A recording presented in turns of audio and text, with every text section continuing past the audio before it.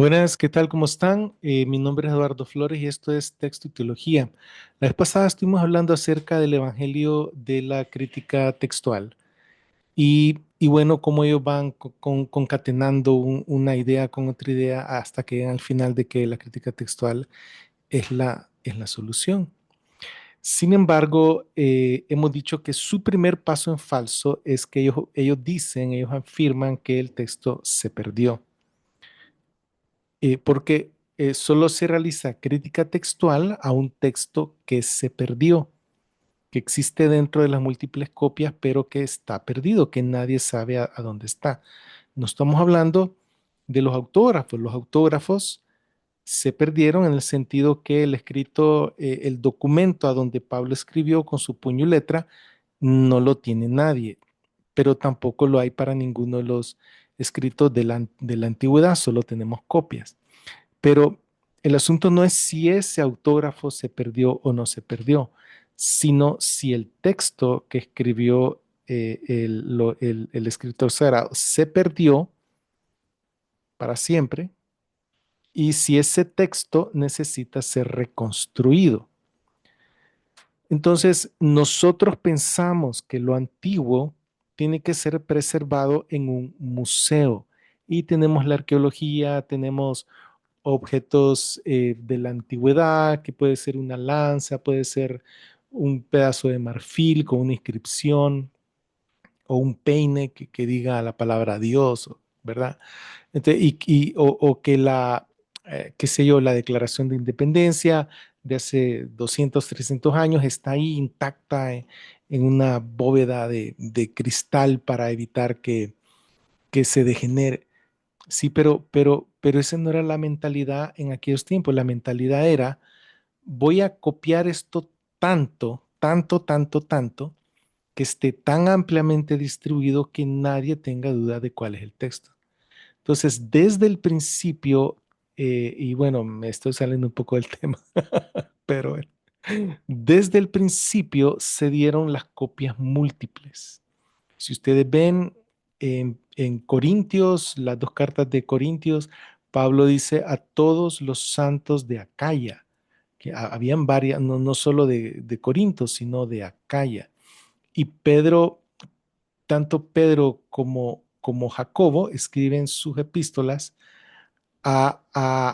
el primero a varias regiones de Asia Menor y cerca del Mar Negro, y el segundo a las 12 tribus que están en la dispersión, en la diáspora. Entonces, desde el principio se comenzó con copias múltiples.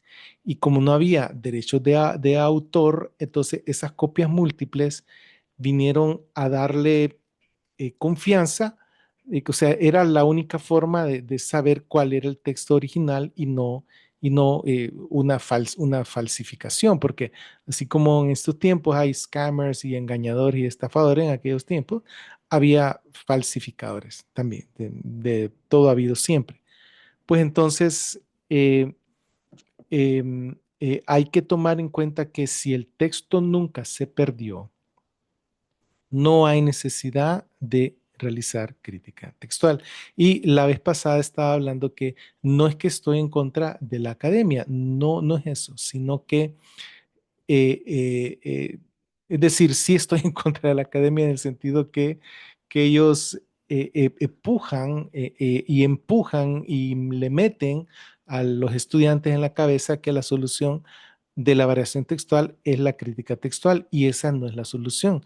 La solución de la variación textual es buscar a donde hay menos cantidad de variantes.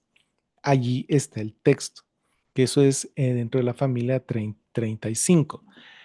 En ese sentido estoy en contra, pero no es que estoy en contra de estudiar académicamente, de tratar de resolver los problemas, buscando las evidencias y viendo en los manuscritos y haciendo comparaciones y estudiando. No estoy en contra de eso y de eso es lo que vamos a hablar hoy. Hay un suscriptor que se llama William Márquez, 3078, que hizo un comentario que me llamó la atención porque es el tipo de comentarios que uno quiere. Dice, Hay 127 manuscritos pertenecientes a M7. Bien, ¿cómo consideran el datado y regiones de donde provienen los documentos? Porque esto será relevante para analizar y descartar copiado en serie, y tiene razón, lo cual daría volumen a favor, pero no aseguraría fidelidad al supuesto autógrafo, sino a una copia X que puede que sea buena o puede que no. Y bien, con respecto al datado, los manuscritos son del siglo X al siglo XV. Eh, y he hecho cierto énfasis que el asunto no es la edad del manuscrito, sino la edad del texto que contiene ese manuscrito. Por ejemplo, yo puedo tener una copia de la Reina Valera del 60 y tal vez fue impresa en el 2024, pero sabemos que eso fue publicado en 1960. Pues. Igual puedo tener una copia de Casidoro de Reina, pero sabemos que data de 1569. Entonces, no es la edad del manuscrito como artefacto lo que determina la edad del texto que contiene el manuscrito. Y para saber cuál es la edad de un texto, sí, claro, ahí uno echa mano de los recursos que hay de los manuscritos más antiguos para saber si el tipo de variantes que está en un texto del siglo X existió en el siglo segundo o tercero. Y acerca de ese análisis, yo los invito a ver los videos que tengo acerca de el doctor Leslie McFall, que son unos 4 o 5 videos aproximadamente. Pues bien, pero sí me gustaría en este video hablar acerca de las regiones de donde provienen los documentos. Entonces, los manuscritos caminan, tienen patitas, ¿verdad? Pero no caminan por sí mismos. La gente los lleva consigo. Entonces, eh, eh, si bien el Evangelio de Mateo probablemente fue publicado en Jerusalén, las copias llegaron por toda Asia Menor y Grecia y Roma, que fue a donde estaba el corazón de la iglesia los primeros 3, 4 siglos, en esa área. Entonces, ¿quién lo llevó? Gente, hermanos en Cristo que llevaban las copias y las copias se quedaron en esos sitios y fueron copiadas. Luego se fueron organizando los grupos de los evangelios, las cartas paulinas, como cuerpos y después como el Nuevo Testamento. Em, entonces, quiero compartirles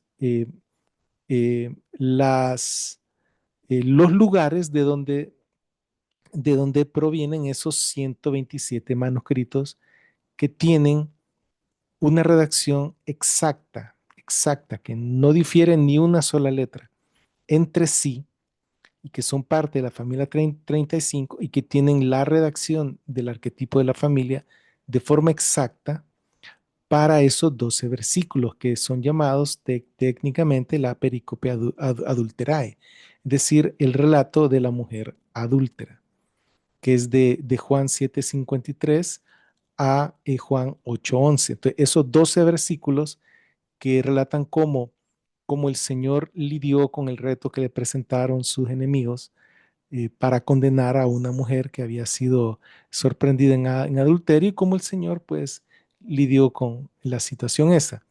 Entonces, ese relato tiene unas 6, 7 líneas de transmisión, pero de esas 6, 7 líneas, 3 son las más grandes y, y una de ellas es M7, otra es M6, otra es M5. Entonces, Robinson y Pierpont, si no me equivoco, se va por M5, mientras que Hodges y Farsad se va por M6 y el doctor Pickering con su familia 35 se va por M7. M7 resulta ser la mejor de esas 3 líneas. De estos 127 manuscritos tienen la redacción exacta del arquetipo de la familia. Y entonces la pregunta es de dónde provienen. Así que lo que hice fue lo que hago siempre para investigar las cosas, meterme de cabeza varias horas, ¿verdad? Para llegar a la información exacta. Así que esto es lo que les traigo a compartir. Entonces, estos 127 manuscritos están mencionados en The Identity of the New Testament Text 4 de Wilbur Pickering en el año 2014.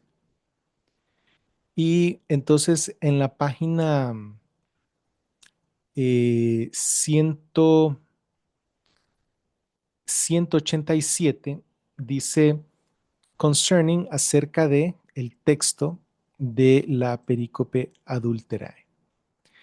Y entonces en esta página 187 de The Identity, él pone el perfil de M7, pone cada palabrita que forma parte de ese perfil. Y entonces él comenta, este es un mosaico o perfil sin ambigüedades, claro, conciso y es único y está definido por 127 manuscritos. No hay variación interna dentro de ellos. Esto contrasta dramáticamente con M6 y M5. Y entonces él viene y más adelante, en la página 191, él pone el listado de los 127 manuscritos de la familia que tienen precisamente el arquetipo, el perfil, el mosaico y el arquetipo de la familia de forma exacta. Entonces, aquí hay una datación del siglo XI, hay 4 manuscritos del siglo XII, hay un poco menos de una docena del siglo XIII, XIV, es donde está la mayoría. Luego hay casi una docena del siglo XV y algunos pocos del siglo XVI. Bien, ahora les voy a compartir esta misma lista con un poco más de información.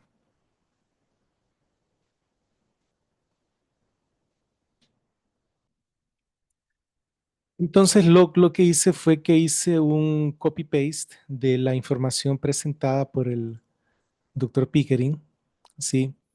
Y luego coloqué los manuscritos eh, por, por siglo y a dónde están, de dónde provienen, según el país, la ciudad o la institución.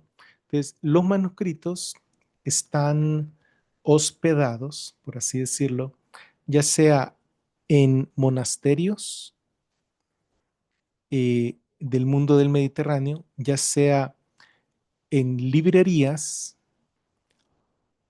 de universidades o librerías nacionales, o también pueden estar en ciertas librerías locales de algunas ciudades en particular. Entonces, por ejemplo, los del siglo XI, está el manuscrito 35, que es el que le da nombre a la familia, está en la Librería Nacional de París, en Francia.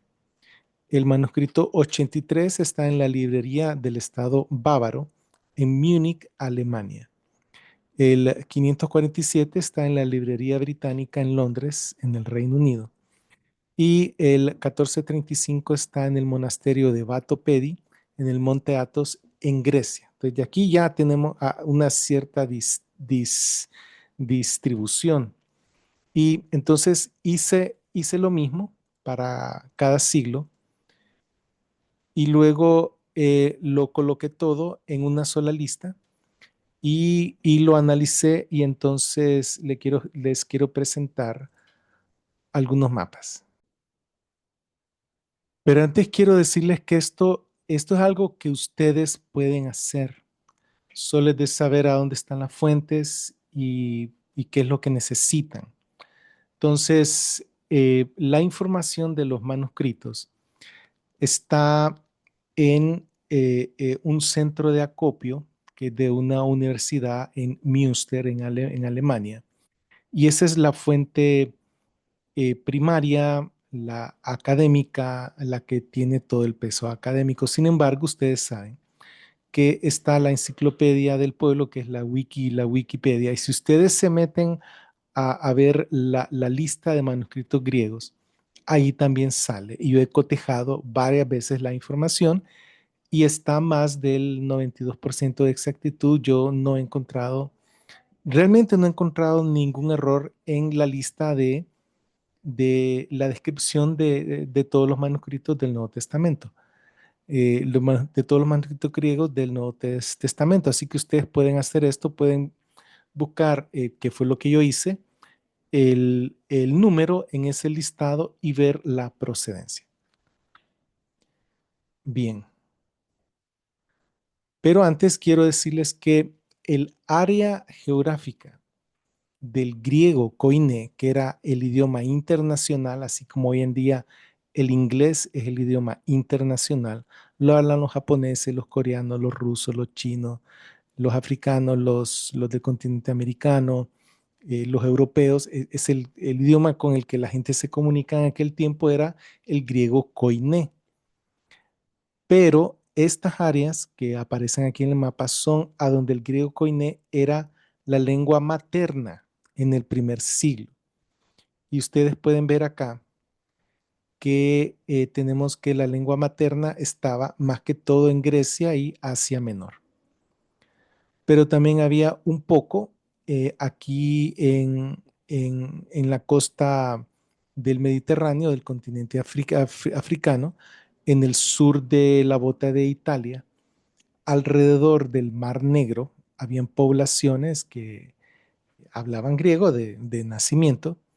Aquí en esta parte de cerca de Tiro y Sidón y en Antioquía y en Siria, y yendo un poquito más al sur, casi ya pegando con Jerusalén. Estas áreas fueron las áreas, bueno, aquí les pongo la misma información en este otro mapa que es el que vamos a estar utilizando. Estas mismas áreas son las áreas de la distribución de las cartas del Nuevo Testamento. Entonces, aquí fue donde fueron publicados los evangelios. Aquí las cartas de Pedro. Aquí en esta parte de acá, las cartas de Juan. Y en toda esta área, las cartas de Pablo. Entonces, tenemos que eh, los misioneros, los apóstoles, se fueron hacia el norte y hacia el occidente inicialmente, y es a donde ellos escribieron las cartas. No fueron hacia Egipto. Aunque el griego koiné se hablaba en Alejandría, no era el idioma del pueblo. Ningún apóstol fue a Alejandría, ninguno. Alejandría no recibió ninguna carta del Nuevo Testamento, ni de Alejandría se escribió ningún autógrafo del Nuevo Testamento. De Alejandría, a diferencia de esta región del Egeo, Alejandría siempre tuvo de segunda mano, copias de segunda mano, y no tuvo acceso fácil a los autógrafos, que el autógrafo de Éfeso se quedó en Éfeso varios años. El autógrafo de Corinto se quedó en Corinto varios años. De cualquiera pudo haber hecho las comparaciones si quería saber lo que nosotros queremos saber hoy en día, que cuál es la identidad del Nuevo Testamento, perdón, del texto griego del Nuevo Testamento. Entonces, tenemos que el área geográfica del griego koine se sobrepone al área geográfica de la distribución de las cartas del Nuevo Testamento, lo cual también se sobrepone a el área geográfica de la distribución de los 400 manuscritos de la familia 35, que están en el monte Sinaí, en Jerusalén, en Creta, en monasterios que están bordeando aquí el área de Asia Menor, en monasterios que están en toda la península de Grecia y de Macedonia, y en la península itálica y aquí en Budapest. Entonces, digamos, en todo el mundo del Mediterráneo, que corresponde perfectamente con el área de la distribución de las cartas del Nuevo Testamento y corresponde con el área del griego koiné como lenguaje materno. Claro que si yo estoy copiando una carta en el idioma que yo sé leer y escribir, pues es más fácil que la copie de una buena forma sin cometer errores de ortografía o de algún otro tipo de error. Ahora vamos a comparar esto entonces con el área de distribución de las cartas del Nuevo Testamento y le vamos a sobreponer el área del griego koiné.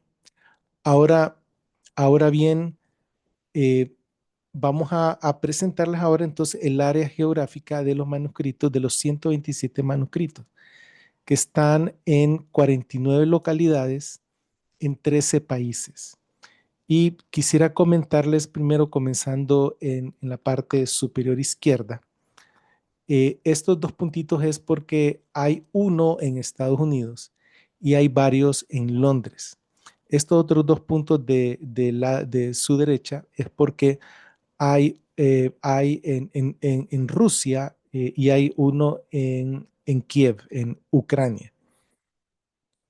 Y estos dos puntos se refieren a París, en la biblioteca de París hay, y en Alemania también hay. Ahora, todo esto está por fuera de la distribución original de las cartas del Nuevo Testamento y por fuera del griego koiné. Entonces, si ustedes ven acá, donde dice Turquía, que era Asia Menor, hay un vacío en Turquía y Siria.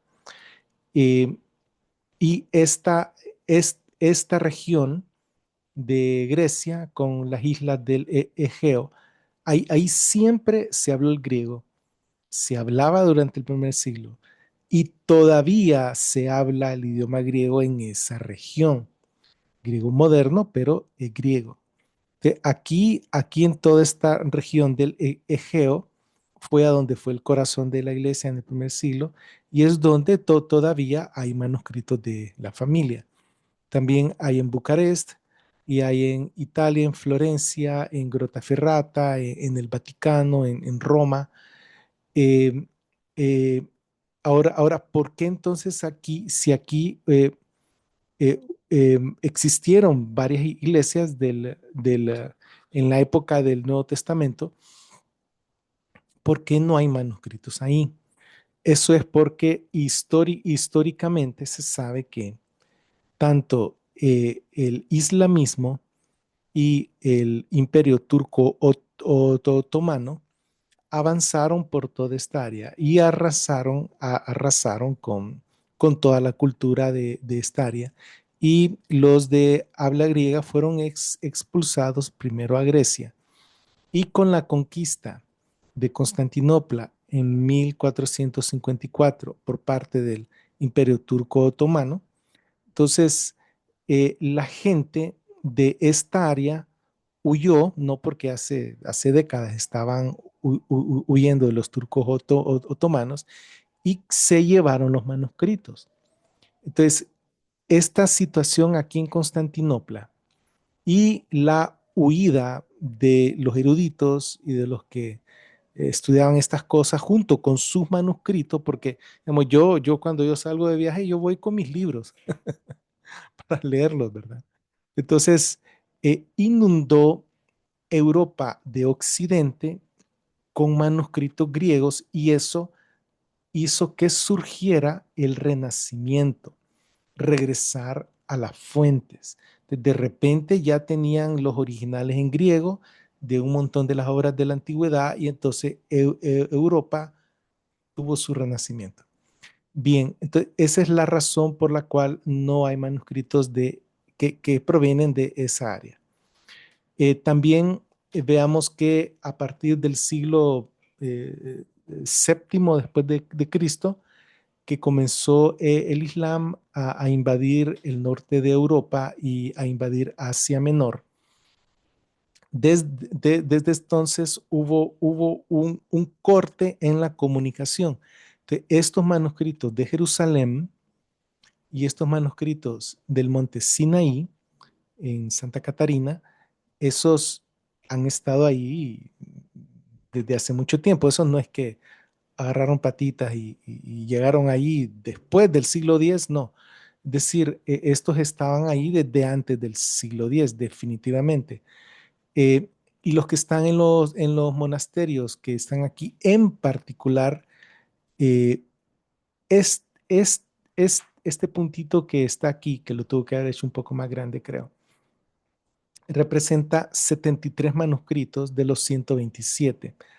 Aquí es la península del monte Athos. Athos es sagrado. Allí en la actualidad hay 20 o 21 monasterios que fueron fundados a partir del siglo noveno por varias facciones de la iglesia ortodoxa, los serbios, los rusos, los de Ucrania, eh, eh, los de Constantinopla. La idea fue eh, y la moda fue que cada iglesia en particular tenía su monasterio en el Monte Athos, ¿verdad? Y entonces eh, ese fue un lugar de acopio de manuscritos. Ahí en el Monte Athos hay 73 manuscritos de la familia, pero están en diversos monasterios. Y no crean que los monasterios tenían aquella gran colaboración como hoy en día, pues que la iglesia adventista no es que invita a alguien de la iglesia mormona o alguien de la iglesia bautista, no invita a alguien de los testigos de Jehová o de la iglesia católica para dirigir un servicio, para conversar de algo, o sea, no, sino que cada quien hace su asunto. Igual, aunque eran parte de una misma área geográfica, no por eso es que se compartían los manuscritos. Entonces, ustedes pueden hacer lo mismo que yo hice y ver que hay manuscritos del monasterio Gran Labra, Batopedi, del Ibirón, del Stratoniquita y de otros dos o tres monasterios más del Monte Athos, ¿verdad? Entonces, esto nos habla de una amplia distribución precisamente de esos 127 manuscritos y esto es a lo que me refiero con hacer un poco de academia, es decir, ir a la fuente, ir y revisar las cosas, ver la información y poder sacar conclusiones. Entonces, concluimos pues que los 127 manuscritos no son de un solo sitio, sino que están distribuidos en toda el área geográfica del Mediterráneo. Y también hay manuscritos afuera que migraron con la gente o cuando la gente de Occidente llegó al área del Mediterráneo, tomó esos manuscritos y se los llevó a sus lugares de origen para tenerlo en sus museos, ¿verdad? Pero son del área del Mediterráneo, ¿verdad? No solo son de un solo sitio. Así que espero que esto les dé una idea de cómo es que se hace este tipo de investigación. Y bueno, espero que esto sea de bendición para todos ustedes y hasta la próxima, que el Señor me los bendiga y me los tenga con bien.